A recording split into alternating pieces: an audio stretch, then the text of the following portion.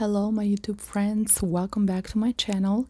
If this is your first time stopping by, please hit the subscribe button so you can be notified every time I post a new video. If you're interested in a private reading with me, please book online at my website www.goldandtruthtarot.com. Okay, today I'm going to be doing your tarot reading predictions for the month of August for all you Geminis. Okay, Gemini, let's get started. So the first week with the Eight of Cups, I see you being disappointed, especially when it comes to your emotions. This can be in regards to loved ones, friends, family members. I just see that you have learned your lessons, you have outgrown somebody. I see you being more ambitious, more focused. You know what you want, and there's someone or a specific situation in your life that you know it doesn't serve you anymore. So there's love there, that you care for this specific person or for this specific situation, but you know it's time for you now to start something new. It's time for you now to move out on your own, or just turn your back to this specific situation. And I don't know if you can tell from the cards, the person, the man in the card, on his jacket there is a symbol of Saturn, and Saturn in astrology is that strict father figure that gives us challenges but also rewards us with in the future once we learn those lessons. And I feel like, yes, it's going to be difficult, yes, it's going to be painful to turn your back at this specific person or this specific situation, because they have hurt you. There is pain there. There was probably some type of disappointment there from this situation, but it's meant for you. It's part of your life's journey, because you're meant to meet other people that are more aligned with your true self. They're more aligned with who you are right now, because you have evolved. You have improved yourself. You're not the same person. So part of that is also moving away from your past in a way, and looking towards the future. Okay, now in the second week with the King of Pentacles in reverse, I see you will probably be dealing with a manager, a supervisor, someone that you, especially when it comes to your work or your career or your profession, that is somebody that is corrupt, somebody that is not fair in the way they treat people, somebody that their main interest is themselves, is very self-centered, very focused on what do they have to gain in any situation. And I see this person making your life at work difficult. If you do something for them, if you do some work for them, they take credit on themselves. They don't treat you fairly, or they treat people based on what they have to gain, or what benefits they have in regards to that specific person or their connections. So they're not, yeah, this is a person that is making your professional life more difficult, and very unpleasant person. It can be their ascendant or their sun sign can be in an earth sign, or either a Capricorn, a Virgo, or a Taurus. Okay, my friends. And the third week with the Seven of Pentacles, in this specific deck looks a bit like a negative card, but it's actually not negative at all. it's basically saying that in the third week of August, you will be planting the seed to your financial future. You are working towards your financial freedom. You know what you want, and now you're focusing on getting there. You're focusing on reaching that goal. You're focusing on planting all the seeds that you need to plant so that it can take you there. It can take you to that next step. It can take you to that financial freedom that you want for yourself and for your family. And we continue this 7 energy, Geminis, in the last week of August with the 7 of Wands. And here, the energy is more fiery, is more strong. So I see people trying to pick on you or trying to kind of attack you or pull you down. I see this is basically the card that indicates a lot of haters around you. A lot of people, they're envious.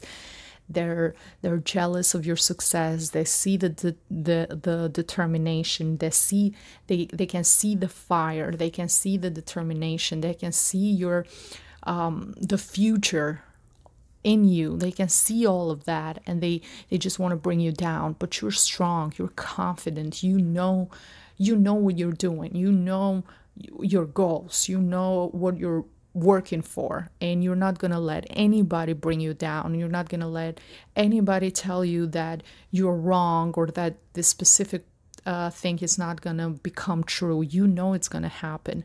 So if you have a specific goal or you're starting something new, something that you're very passionate about, and you might have a lot of people think, you're crazy, this is not going to work, trying to bring you down, bring your spirit down.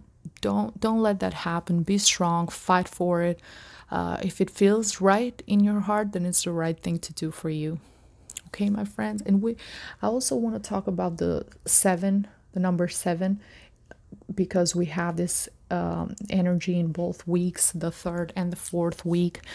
So the number 7 is connected with spirituality, is connected with wisdom, of knowing, have higher knowledge, knowing what we want, higher knowledge of ourself, knowing what we want ourself, having a higher understanding of our presence in this physical reality. And it also is connected with the 7 chakras in the body, with the 7 days of the week, 7 colors of the rainbow. So it's very significant, number 7, for you. So pay attention to number 7 during the month of August 7th, or Sunday, since it's the 7th day of the week. And because that might be lucky times for you, or times when it's easier for you to manifest or get information from the universe. And we also have the House card here. With the House card, I see a lot of focus on your home. On some of you might be thinking about purchasing a new home. Some of you might be thinking about renting a new place. Some of you might be thinking about maybe decorating your home, doing some renovations. I see a lot of focus in your home, in your family, your kids, so your immediate family members, the structure of your home, the inside of your home. You're taking really good care of your home, and you're making your family and your house a priority for you. Okay, let's talk about the next card with the Law of Attraction, money and the Law of Attraction. And the message is, I can't tell stories of shortage and experience abundance. Okay, let's read more what it says. Continuing to tell stories of shortage only continues to contradict your desire for abundance, and you cannot have it both ways. You cannot focus upon unwanted and receive wanted. You cannot focus upon stories about money that make you feel uncomfortable and allow into your existence that makes you feel comfortable. A different story will bring different results. My thoughts are the basis for the attraction of all things that I consider to be good, which includes enough money and health for my comfort and joy. Okay, my friends, it's very important to pay attention of what we're saying. And again, number 37, so there's another 7 there. It's very important to pay attention of how we are expressing ourselves, how are we communicating. If we keep saying, oh, I'm not lucky, oh, things never work for me, oh, every time I try something I fail, if we keep saying that out loud, we're sending out that vibration, we're sending out that message to the universe that we don't want to receive abundance, we don't want to receive wealth, we want the same things that we already had. So you're contradicting yourself in a way. If you want health, if you want abundance, if you want prosperity in your life, and you keep talking about things that you don't have, and shortages, and dreams that are never coming true, or things that are impossible to reach, then you can match that vibration frequency to bring you that into your life. Okay, you're not matching that, you're not thinking about the way to receive it. So focus your energy into being positive and looking at the cup half full. Or sometimes a good exercise that has helped me is just thinking about things that in the past I wanted, or they were dreams for me, and now they're reality. That helps me keep my focus, and helps me realize that anything is possible. If 10 years ago I had a dream about something specific, about being married and having 2 beautiful boys that I have right now, now that dream is a reality. I have the love of my life, I have my 2 beautiful boys. So that's just an example. Your dream, I don't know, 5-10 years ago might have been to have a specific car, and now you own it. Or there might have been to have traveled, and now you've traveled. Anything that can just bring that focus back, that anything is possible and it's doable. Okay, and the other message from the Oracle of Love is: speak the language of love, and loving words have the power to change lives, including your own. This is very, very true, very important, especially in the days that we're living. It's important to speak the language of love, to have loving words towards other people and towards us. Have you noticed, if you have a pleasant conversation with someone, then your whole day, it's nice, it flows better, you're being more productive, you're feeling better. But if you argue with someone, if you have a conflict of any sort, then you feel like the whole day just kind of things just don't work. You're always irritated. It kind of ruins the whole energy of the day. So it's very important we can't control what other people say and how other people act. But if anybody, just think about this for a moment, if anybody would consciously make a decision to speak the language of love, to wake up in the morning and say, I want to be a better person today, I'm going to be nice to people around me, I'm going to have compassion, I'm going to be kind. If every single person woke up saying those things, we would live in a much better world. So it's individual. It's not, we can't really change everybody else, but the change has to start from us.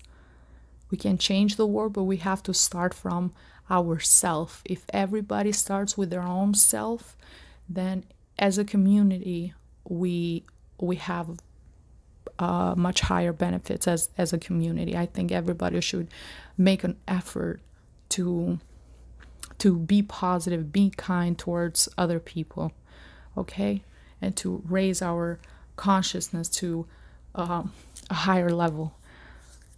Something that I've been thinking lately that I want to kind of share with you. It's if I see movies from the past, when they're kings and knights just cutting and killing people like nothing, like that was so normal back then. It wasn't even anything unusual for people to endure all kind of unthinkable pain and suffering and tortures, even in public. Like if you see any movies about, even not that long ago, unfortunately, with the Second World War. But now, for us, that kind of treatment, it's unthinkable nowadays. So that means that we as humans are evolving, our conscious level, our compassion level towards each other, our love and the way we treat each other is evolving. We're not the same as we used to be 200-300 years ago. We're constantly evolving. We're constantly improving ourselves, and that's the difference. That's the difference, because we have that love and that compassion that we have towards each other. That's the difference between us and other animals that maybe might not have that compassion. If they're hungry, they're going to eat. They're going to do what they have to do as animals, but we are evolved. So that's part of it, and I'm hopeful that we will evolve even more, and our level of compassion towards each other and love and kindness will continue to grow. But it starts from each one of us working with ourselves. Okay, my friends, and I see. Let's go in the next card with from the spirit animal. Your animal for this month, for August, Geminis, is the honeybee, and the message is: let compassion and forgiveness be your top priority in this situation. Especially, I want to connect this with the Eight of Cups in the first week. Just try to have compassion for the other person. If they have hurt you, if they have hurt your feelings or harmed you, have compassion, have forgiveness. And forgiveness is it's not just for them, it's for yourself too. By forgiveness, I don't mean giving that person the opportunity to hurt you again. Forgive, but don't forget. I'm not saying forget completely what somebody has done to you. That's not the case, because then they can turn around and do the same thing. But have that forgiveness in your heart, to just for your own self, because you don't want to carry around those low vibration feelings of fear, of resent, of hate, of just hating somebody, because that's not gonna bring you peace in your heart and in your soul, and that's not gonna let you move forward with your life. The Eight of Cups, it's all about moving forward, turning your back and moving forward, leaving all those cups, all those emotions behind, and moving forward. In this specific deck, the person is still kind of overwhelmed and thinking about what just happened with all this cups scattered around him. But in other decks, in the classic decks, they're already made the decision to walk away from this specific situation. And the last message is from the Oracle of Healing, and the message is progress, meaning that you are in the right path towards progress. You are in the right path to healing yourself. We have the symbol of the butterfly, meaning you have started the transformation process. We have the purple color indicating wisdom. It's the color purple is connected with wisdom, and we also see a lot of green connected to the heart chakra. So healing your heart, it's all about the heart, it's all about the emotions, it's all about healing ourselves. Okay, and you are in the right path. You have done a lot of progress when it comes to healing your heart, and use that wisdom to transform yourself. So I'm proud of you for that, Geminis. I hope this reading was helpful. If you liked it, please share the video with other friends, and I see you on my next video. Bye bye.